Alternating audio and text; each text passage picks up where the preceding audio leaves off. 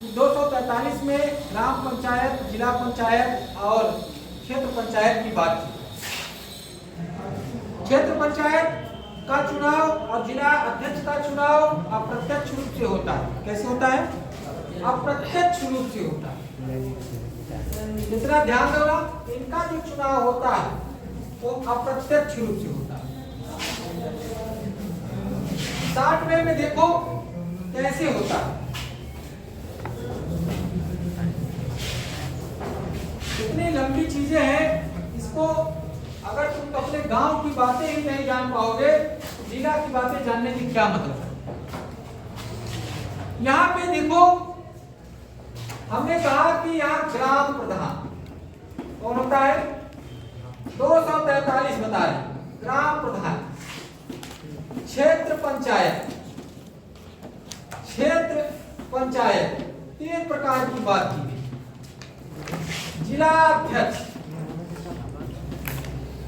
जिला अध्यक्ष, जिला अध्यक्ष, ग्राम प्रधान या मुखिया का जो चुनाव होता है वो जनता के द्वारा प्रत्यक्ष रूप से चुना जाता है। क्या होता है? जनता के द्वारा, लिख लेना साथ में, प्रत्यक्ष रूप से चुना जाता है।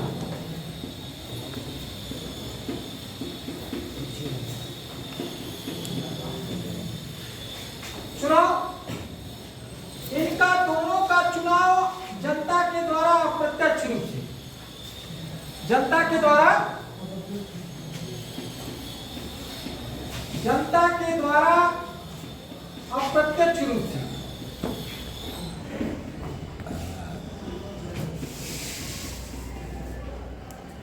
क्यों? क्योंकि इन दोनों का चुनाव समितियां करती हैं। कौन करती है? समितियां।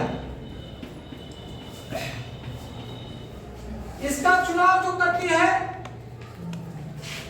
इस समिति के चुनाव जो करती है क्षेत्र पंचायत का, क्षेत्र पंचायत का जो चुनाव करती है उसको बीडीसी कहा जाता है। जिला को पीडीसी कहा जाता है। क्षेत्र पंचायत समिति और जिला पंचायत समिति, इनको चुनाव लड़ने की, इन तीनों की उम्र कितनी है? चुनाव लड़ने की उम्र 21 वर्ष। उम्र न्यूनतम कितने हैं? 21 वर्ष। 21 वर्ष, ये ध्यान देना। कितने वर्ष? 21 वर्ष। 21 वर्ष। और इसमें जिला जो अध्यक्ष का चुनाव होता है बेटा,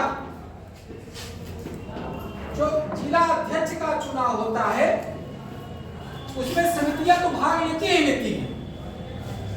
इसमें बीडीसी समिति भाग लेती ही लेती है, साथ में एमपी भी भाग लेते हैं, एमएलए भी भाग लेते हैं, सांसद, विधायक और एमएलसी भी भाग लेते हैं।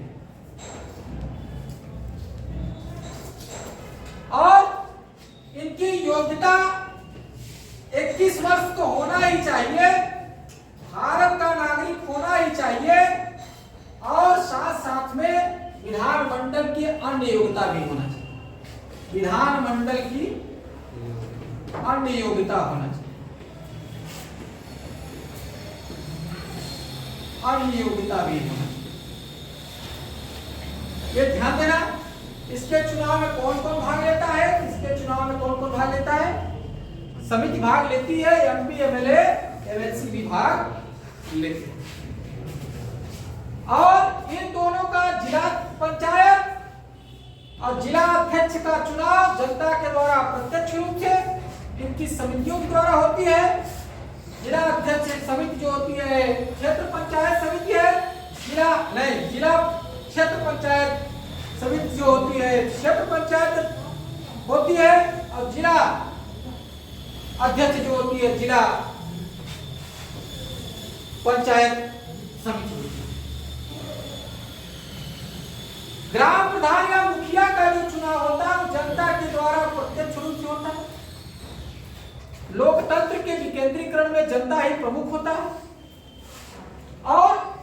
चुनाव जनता के द्वारा अप्रत्यक्ष और समिति के द्वारा प्रत्यक्ष रूप से, समिति के द्वारा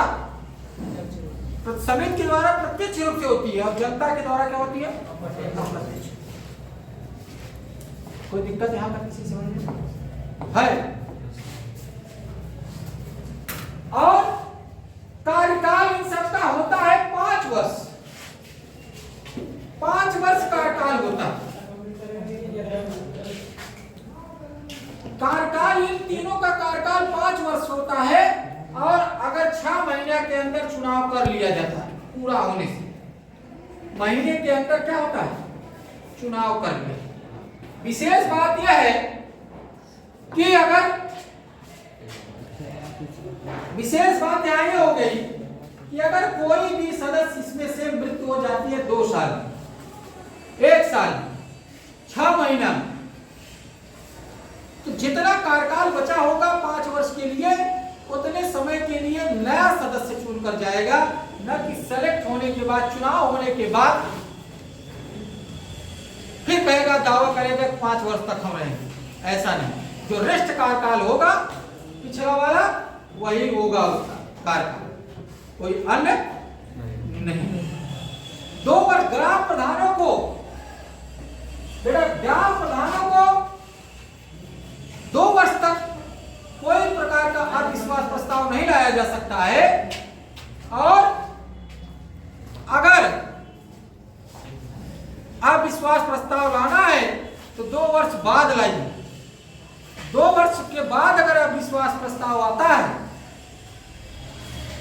तो अगर लगता है कि इसकी जांच करेगा जिला अधिकारी और जिला अधिकारी को लगेगा कि ये नहीं गलत है, तो उसको निलंबित कर देगा।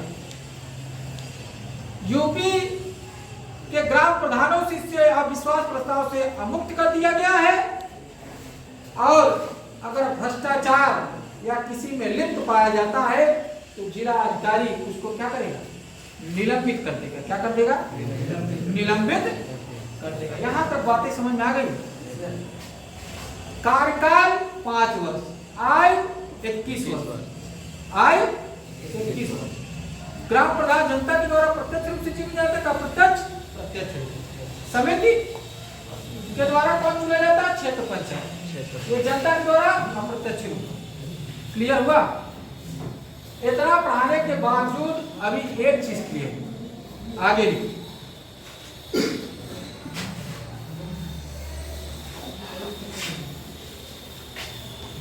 इसको 60 मीटर हम सब सुविधा के अनुसार सब कुछ करवा दे रहे हैं। देखो अनुच्छेद 243 डी के अनुसार बहुत इंपॉर्टेंट है, अनुच्छेद 243 डी के अनुसार, डी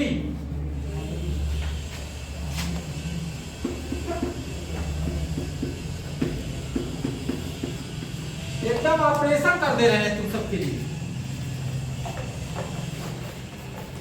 डी के अनुसार पंचायत में 1/3 आरक्षण महिलाओं को दिए जाने का प्रावधान है।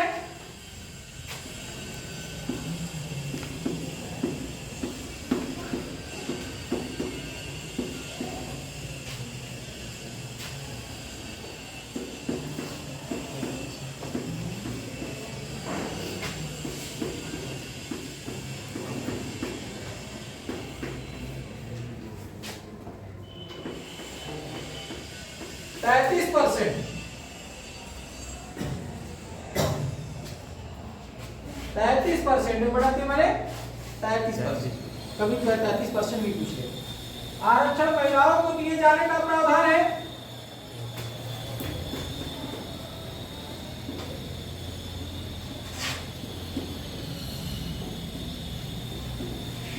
अभी 50% की बात हो रही है। अभी कितना? 50% की बात। मतलब 33% महिलाओं को आरक्षण ग्राम पंचायतों में, जिला पंचायतों में और पंचायतों में मिलना चाहिए। कितना परसेंट?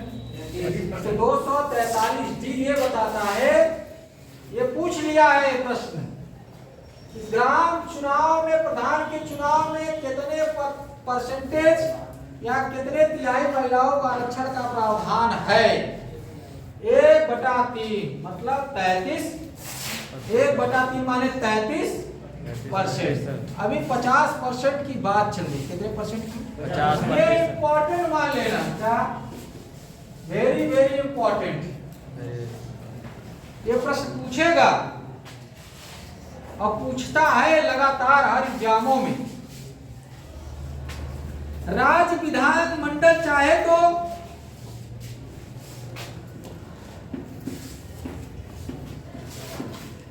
राज्य विधान मंडल चाहे तो कानून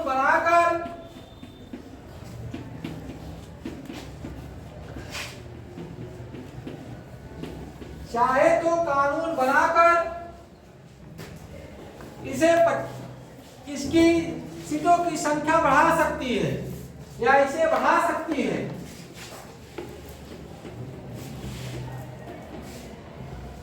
अभी तो वही कर रहे हैं, कानून बनने वाला 50% करने वाले इसे बढ़ा सकते हैं।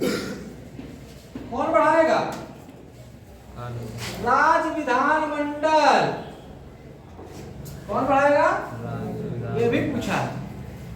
राज्य विधान मंडल कानून बनाएगा। कौन बनाएगा? संसद नहीं, राज्य विधान मंडल कानून। 1/3 आरक्षण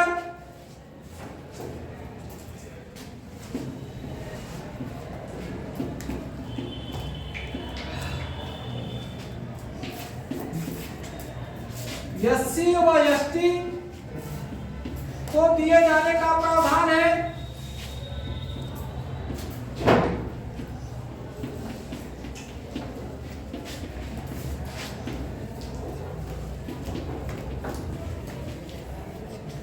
एसटी और एससी को दिए जाने का प्रावधान है।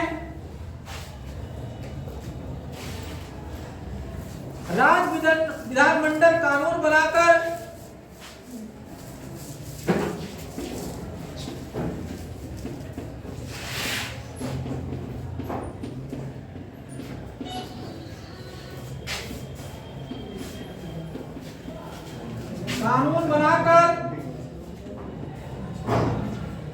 ओबीसी को भी आरक्षण देने का प्रावधान कर सकता है।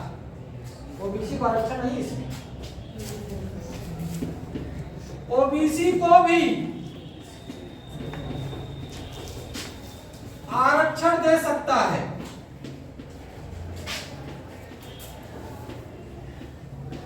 पूछ लेगा पंचायतों में ओबीसी का आरक्षण है क्या? नहीं है। है? नहीं है। ठीक है। एसटी एससी के कितना आरक्षण है? 1/3। महिलाओं को 1/3। ओबीसी को अगर चाहे तो कौन कानून बनाएगा? राज्य विधान मंडल बनाएगा, जो कानून बनाएगा। ठीक है।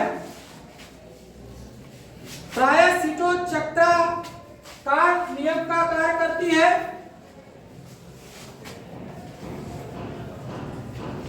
प्राय सीटें चक्राकार नियम के अनुसार चलती है। ये ध्यान देना है।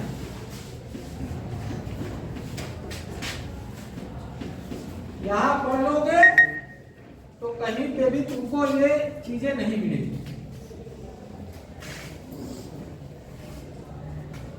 एससी एसटी की महिलाएं अपने ही वर्ग में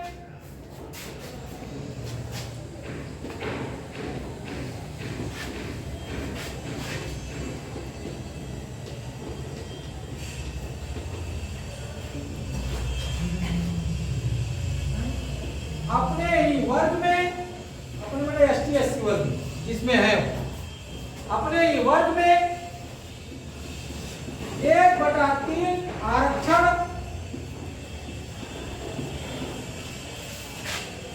प्राप्त कर सकती है।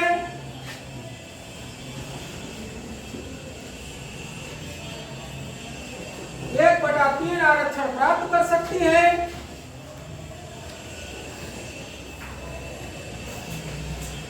समझ गए? इसका अनुच्छेद 243D ये बताता है विशेषकर एसटी एससी और महिलाओं की आरक्षण की बात। जितने प्रकार के आरक्षण है कहाँ बात होती है, ध्यान पर एक कॉमन ध्यान लेना। आरक्षण का प्रावधान अनुच्छेद 243D में, पहला ही ध्यान देना। आरक्षण का प्रावधान अनुच्छेद 43D में। महिलाओं के आरक्षण की बात किस अनुच्छेद में किया गया है? अनुच्छेद 243D। ग्राम पंचायतों, जिला पंचायतों और क्षेत्र पंचायतों कितने % भाग महिलाएं आरक्षण की योग्य है? तो 33/1/3। अगर कोई भी महिलाओं का आरक्षण बढ़ाना है 1/3 से 1/50 या 40 करना है, मतलब 50% करना है, 50% अगर करना है तो कौन कानून बनाएगा? ये ध्यान देना। और एसटी एससी के लिए पंचायतों में कितना आरक्षण का प्रावधान है? 33%। क्या ओबीसी को है? नहीं। अगर कोई एससी महिलाएं हैं उनको एससी में ही अपने कैटेगरी में जो 1/3 आरक्षण है उसके कैटेगरी में 1/3, मतलब 33 में 1/3 एससी महिलाएं अपने एससी में ले सकती है आरक्षण, और एसटी महिलाएं अगर है तो एसटी में आरक्षण 1/33 में ही 1/3 ले। समझ गए? ये प्रावधान है। अगर कोई भी राज्य चाहेगा कि नहीं अब इसको आरक्षण को बढ़ा सकते हैं तो राज्य विधानमंडल कानून बनाकर इसको क्या करते हैं? बढ़ा। तो महिलाओं की आरक्षण की बात कहाँ किया गया है? कहाँ? अनुच्छेद एसटी एससी को 1/3 आरक्षण की पंचायतों में बात कहाँ किया गया है? अनुच्छेद 43D में। तो 60वें में तो अब ये यहाँ पे 43D क्या क्या बता रहा है? 43D 60 में तीर बना के बना लो। अभी आया ना है यो वक्त तो 60वें में जो 43D बताता है 1/3 महिलाओं का आरक्षण। महिला आरक्षण कहाँ? पंचायत में। कहाँ? पंचायत। फिर 1/3 एसटी एससी आरक्षण, एससी आरक्षण, एसटी आरक्षण की बात। फिर इसमें 1/3 एससी महिला, एससी में आरक्षण, वह एसटी महिला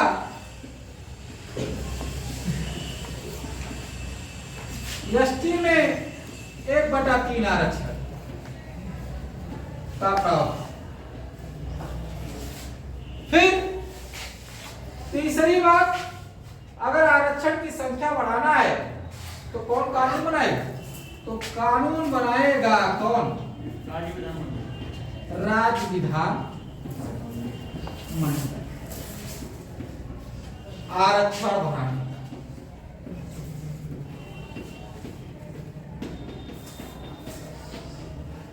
तीसरी नोट डाउन कर लो, ओबीसी को आरक्षण का प्रावधान पंचायतों में है।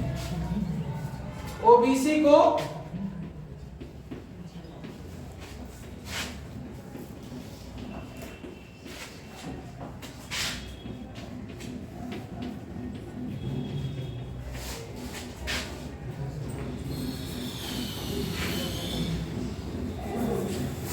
नहीं, अगर देना है तो कौन कानून बनाएगा? राज्य विधान मंडल। मार मंडल नहीं है, विधान लिखेंगे, राज्य विधान लिखेंगे मंडल। कोई दिक्कत है यहां तक किसी को? 60 में भी हो गया ना, लाख में भी हो गया और 60 में भी हो गया। तो दोनों चीजें तुम अपने कॉपी में नोट डाउन कर, ज्यादा तुमको मेहनत नहीं कर, इंपॉर्टेंट बहुत ज्यादा है। महिलाओं की पूछता है, महिलाओं का आरक्षण की बात कहाँ किया गया, बिठाए इसको।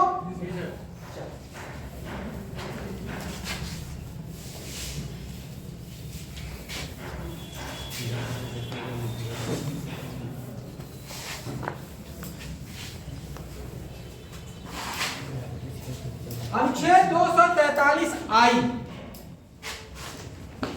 आई की क्या कहता है?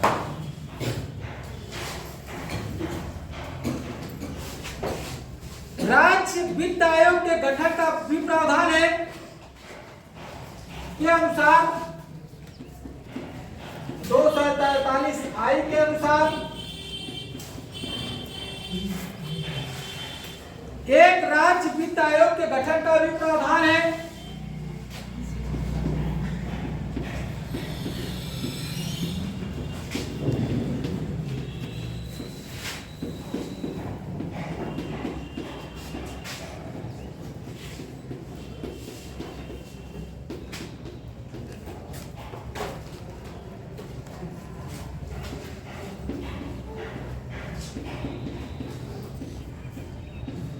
एक राज्य वित्त आयोग गठन का प्रावधान है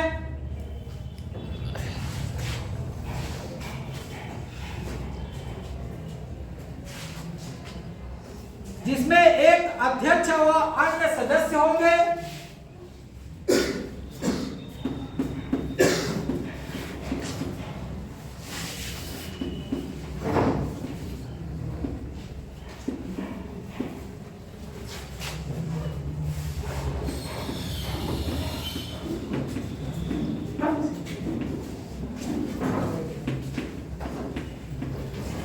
जिसमें एक अध्यक्ष और अन्य सदस्य होंगे।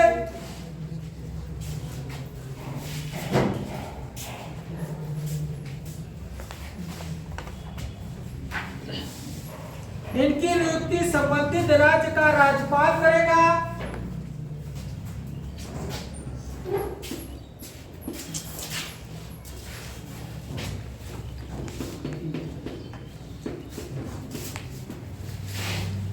इनकी नियुक्ति जिस राज्य का होगा वित्त आयोग, संबंधित माने जिस राज्य का, संबंधित राज्य का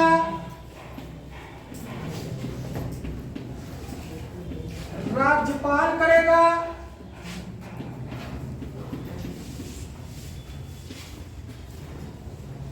संबंधित राज्य का राज्यपाल करेगा। राज्य वित्त आयोग का प्रमुख कार्य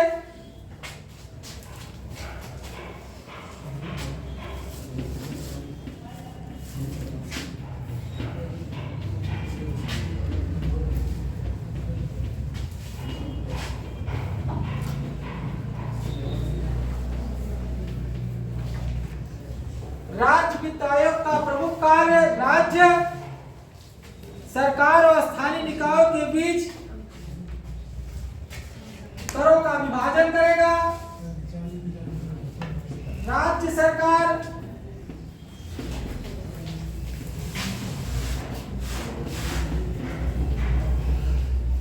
व स्थानीय निकायों के बीच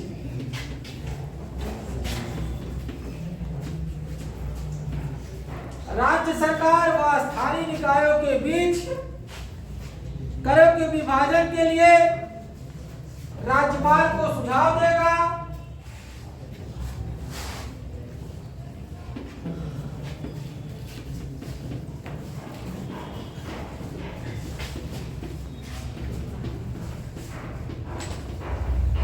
करों के विभाजन के लिए राज्यपाल को सुझाव देगा।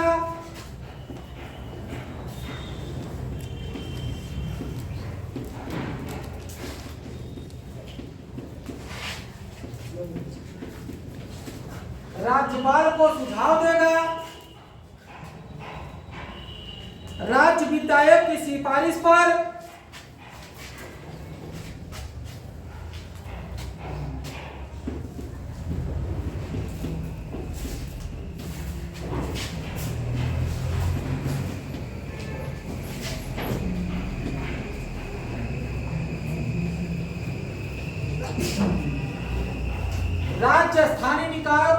अनुदान देती है।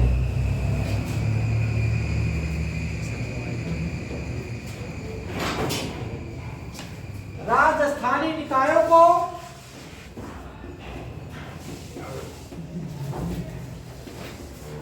अनुदान देती है।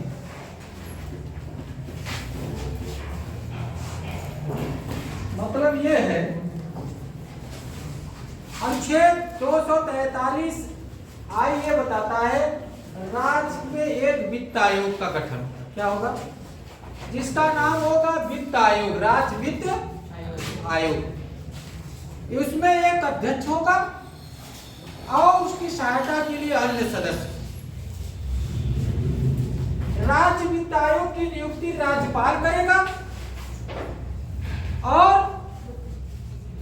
वो राज्यपाल को ही रिपोर्ट देगा। किसको देगा? राज्यपाल को ही रिपोर्ट देगा।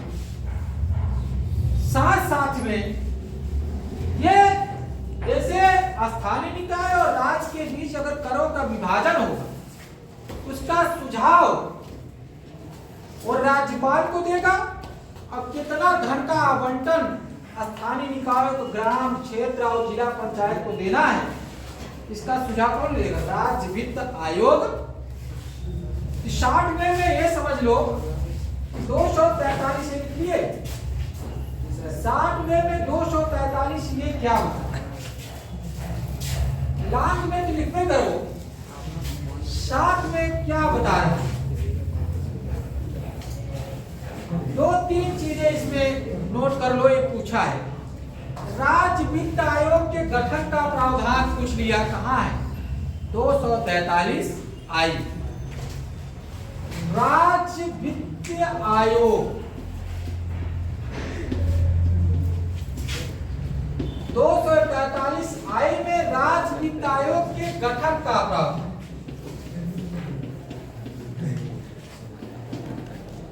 पहला आ गया इसके गठन, ये इसका जो गठन कौन करेगा? राज्यपाल। इसमें कौन होंगे? एक अध्यक्ष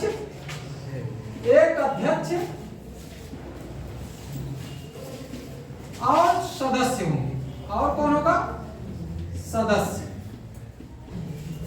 सहायता की। राज्य वित्त आयोग की नियुक्ति कौन करेगा? इसकी नियुक्ति करेगा, अध्यक्ष की नियुक्ति करेगा राज्यपाल। कौन करेगा? इसका कार्य क्या है? ये राज्य प्लस स्थानीय निकायों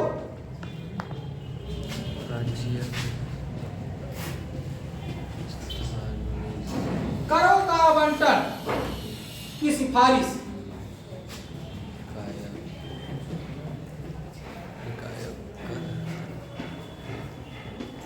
आवंटन का सुझाव किसको देगा? राज्यपाल। किसको देगा? राज्यपाल। या सिफारिश करेगा किसको? राज्यपाल। और साथ साथ में कितना स्थानीय निकायों को धन का अनुदान हो सकता है राज्य को बताएगा। इसका कार्य भी है राज्य को बताए, राज्य को सुझाव देगा।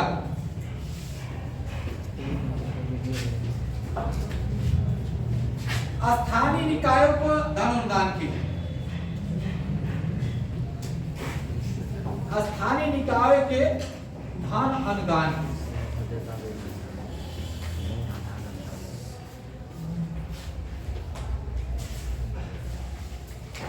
धन अनुदान के लिए सुझाव। ठीक है।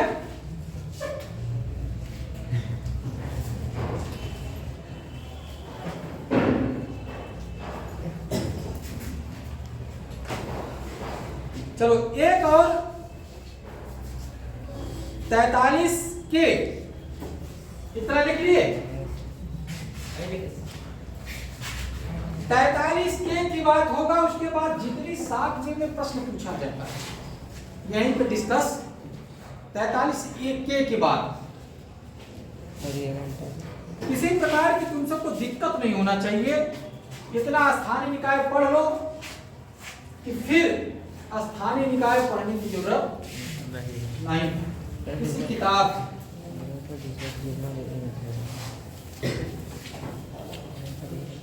अभी तुम सब खड़ी अभी जितना रट जाओगे उतना सही है। के अनुसार 243 के अनुसार क्या बोल रहा है के लिखो। राज्य निर्वाचन आयोग का प्रावधान है राज्य निर्वाचन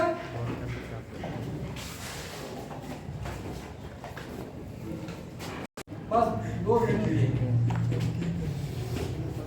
राज्य निर्वाचन आयोग का प्रावधान है जो एक सदस्य 2 सदस्य हो सकता है,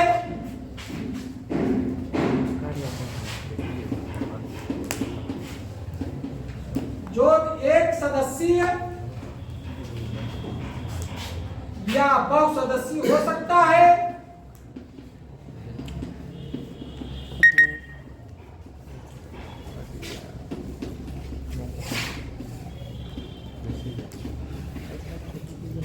एक सदस्य या बहुसदस्यीय हो सकता है।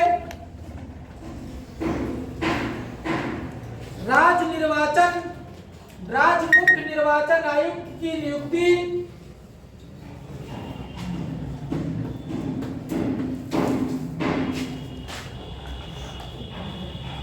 राज्य मुख्य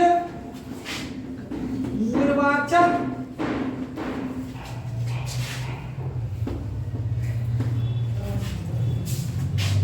आयुक्त की नियुक्ति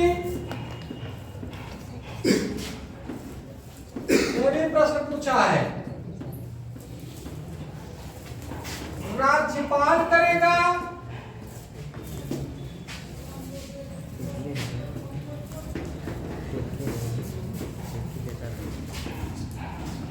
राज्यपाल करेगा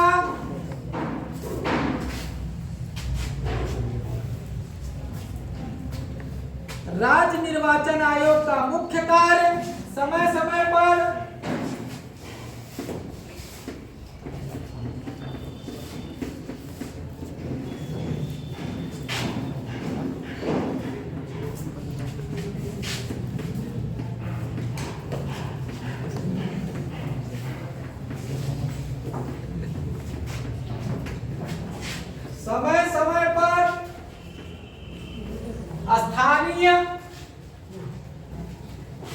स्थानीय निकायों का चुनाव कराना,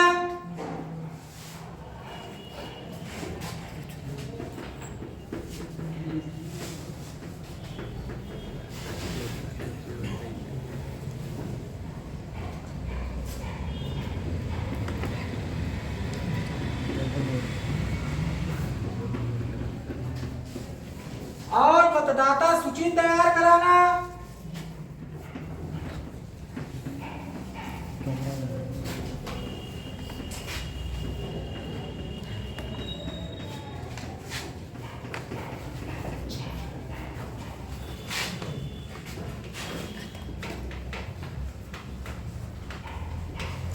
राज्य निर्वाचन आयुक्त उसी प्रकार से हटाया जाता है जैसे उच्च न्यायालय के न्यायाधीश।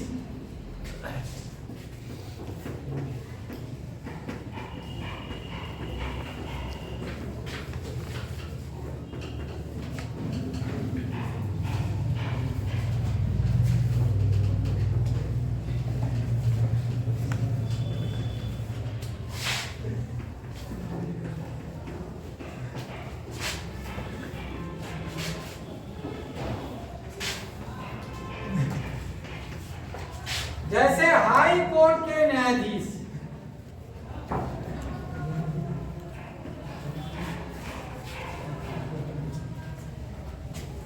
मतलब सिद्ध कदाचार संहिता के माध्यम से असमर्थता के आधार, सिद्ध कदाचार संहिता असमर्थता के आधार पर हटाए जाए।